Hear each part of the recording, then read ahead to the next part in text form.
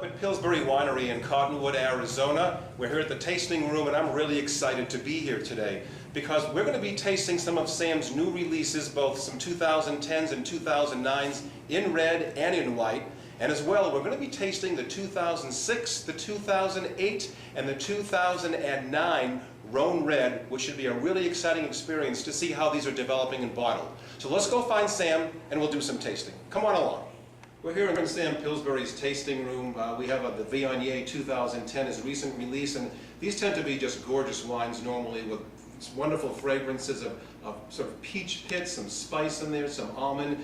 This one, the 2010 Sam, is a really kind of a full, voluptuous, a really sexy wine for a Viognier, isn't it? Yeah, I may have even gone a little too far with this one. The 09 was much leaner. We picked up the grape a little earlier, and we didn't put it through malolactic fermentation. This one picked slightly riper and partial ML, and it just pushed into this juicy, voluptuous, gorgeous wine. It's almost over the top. It's got the most fabulous nose, and just delicious. I may have even gone too far. No, I don't think. I think this is a great effort on your part.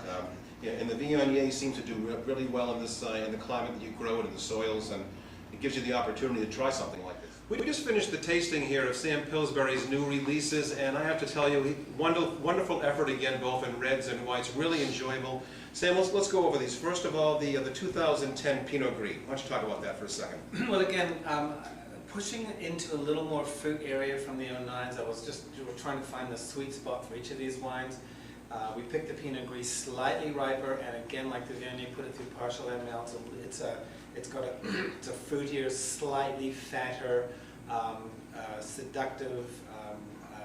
It's got some apricot, I think you. Yeah, some apricot, some pear, and it has great acidity comes through at the end and gives it that really clean finish, which is one. The second one was the Wild Child White. That's a blend of Chenin Blanc, Pinot Gris, and Riesling. And this is one of those wines that kind of started full, but again gives you that beautiful clean finish. So you have the Chenin Blanc, some of that roundness, a little bit of the honey in there at the beginning, but again, a beautiful finish. Yeah, it's nice. I'm really pleased with it. This was one wine when we started with it. I was quite worried about it and quite disappointed.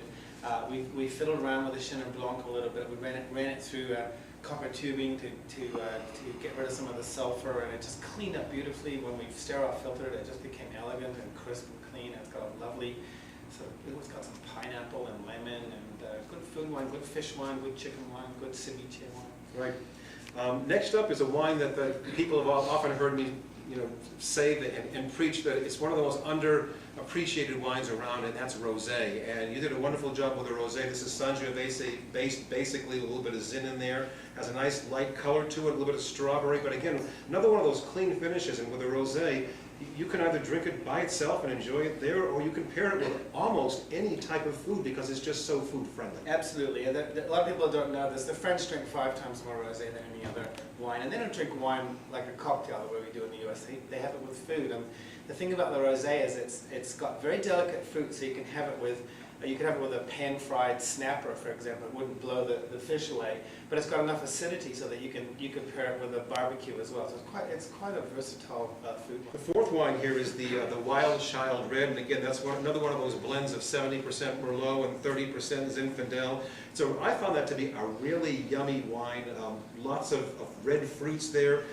Some spice underneath as well, but again, one of those wines that you can drink right now, beautiful, delicious. Yeah, and it'll age quite well too. It's like with all of our wines, it went into neutral oak, so it's not got an oaky, cluttered up your palate kind of finish on it. It's really clean, but the fruit is quite elegant, and it's a little more delicate and light than we had intended, but I'm thrilled with it. And the last wine is one of my favorites, only because it's one of these big, meaty, chewy wines, and my wife and I love this style of wine. It's a Petit Sirah, really chewy tannins, lots of dark fruit in there, and then if you give it a little bit of time, it's some bittersweet chocolate kind of rises up from underneath, maybe a little bit of espresso coffee. This is clearly a wine, Sam, that's going to have some aging ahead of it. Oh, this will really, just got really good strong tannins, and it's getting better all the time.